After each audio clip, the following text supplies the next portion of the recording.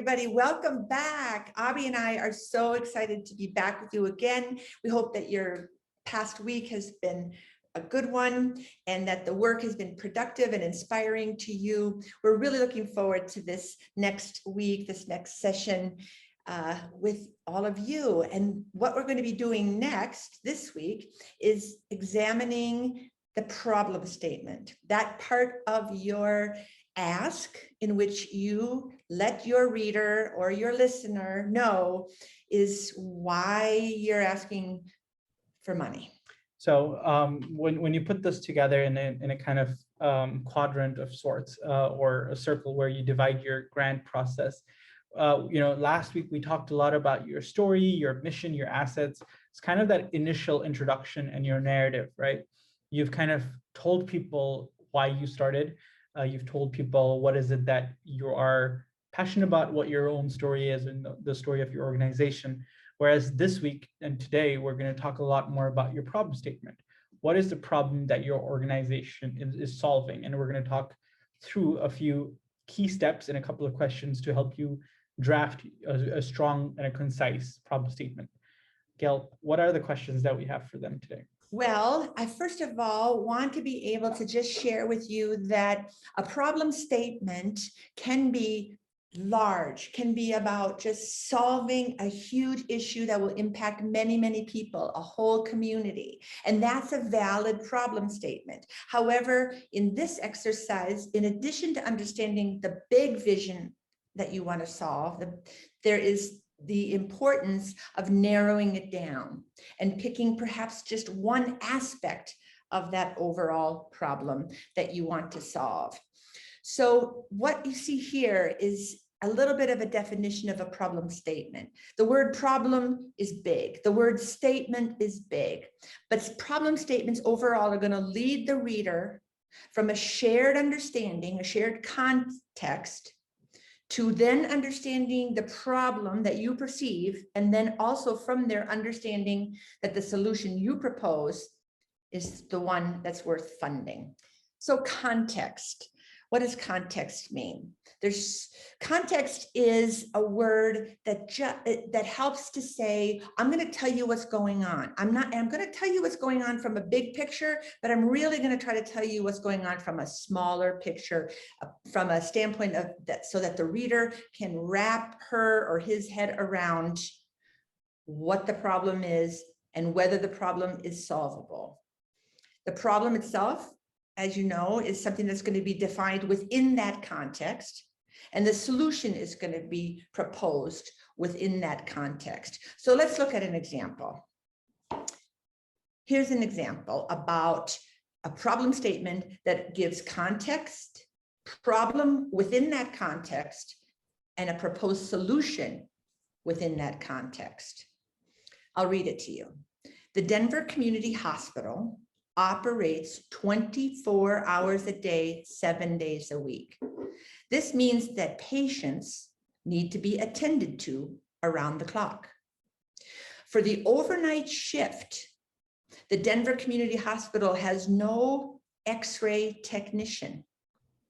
For those patients who come in during the night and need an X-ray, there's a lack of a technician, and that lack of a technician creates an unnecessary risk for both the patient and the hospital.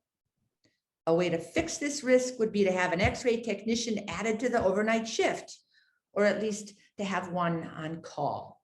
So I hope that you're able to understand from this, or start to get clear about what the context is, what the problem is within that context, and what the proposed solution is.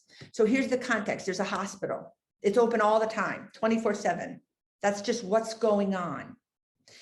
And what that means is that the hospital always has to be doing something. There's always patients that are going to be coming in. If the doors are open 24/7, some people are going to always walk through the doors, whether it's at noon or it's at midnight. This hospital has an X-ray technician, but the X-ray technicians don't stay overnight as of this time. They go home, and there isn't enough money to have someone stay overnight. Unfortunately, if I break my arm and it's 2 o'clock in the morning and I go to Denver Community Hospital, I'm going to have to wait hours to have an X-ray. That's not good for me. That's not good for the doctors and the nurses that are around. It's not good for the family members. This is an unnecessary risk because there's nobody available at 2 a.m. for my immediate need to have an x-ray.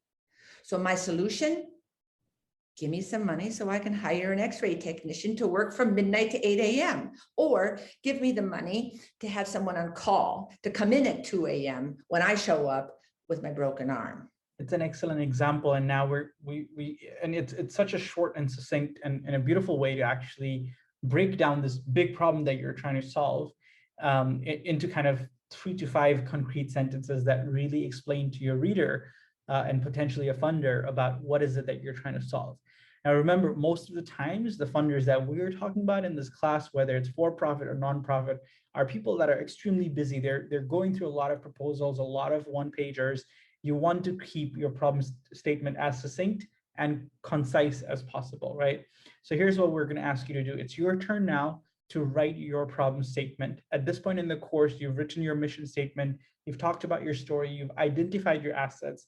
Now we want you to start looking at writing your own problem statement. And we want you to use exactly those 3 questions and these 3 boxes that we've created. If you're watching this and you have access to pen and paper, go ahead and take that pen and paper, create 3 boxes and start drafting. What is the context that you're working within? What is the problem within that context, right? And what's the proposed solution that you have for this problem that you want to solve within this context? So take a crack at it. During our live session, we're going to have opportunity for you to review other mentor texts where you're reading other examples of grant documents and you get to read problem statement. You'll also get to share what you've written with your friends and your colleagues and get feedback on it so you can really better hone it to make it a strong and a crisp document that you can share with potential funders. Gail, anything else that you'd like to add before we wrap up on this part? I'll just add that it will be all right if you have to try this many times. It is not an easy process at all. And it is also understandable if you will want to have additional information, if you'll want to make your problem statement be 2 pages long. I'm not saying that you shouldn't do that, but what we are saying is the problem statement, in our experience, can be this size. All the other things that you have, whether they're attachments or they're following paragraphs to give more context, is okay. That additional context will uplift what you say, but try as much as you can to write a short problem statement, a short paragraph that brings into focus all of what you know without having pages and pages for your reader to read. For sure. Thank you so much for sharing that, Gail. We hope this has been a helpful couple of minutes to get you started in your problem statement journey. Questions, comments that you may have, we'll hopefully have opportunity in the live session to actually dive deeper into it. We hope you enjoyed this video. We're going to see you in the next one where we're going to talk about now taking that solution that you wrote and turning that into a request, a project request, and how do you go about creating that. So see you in the next video, and thank you once again for joining us. Bye. Bye. Happy writing.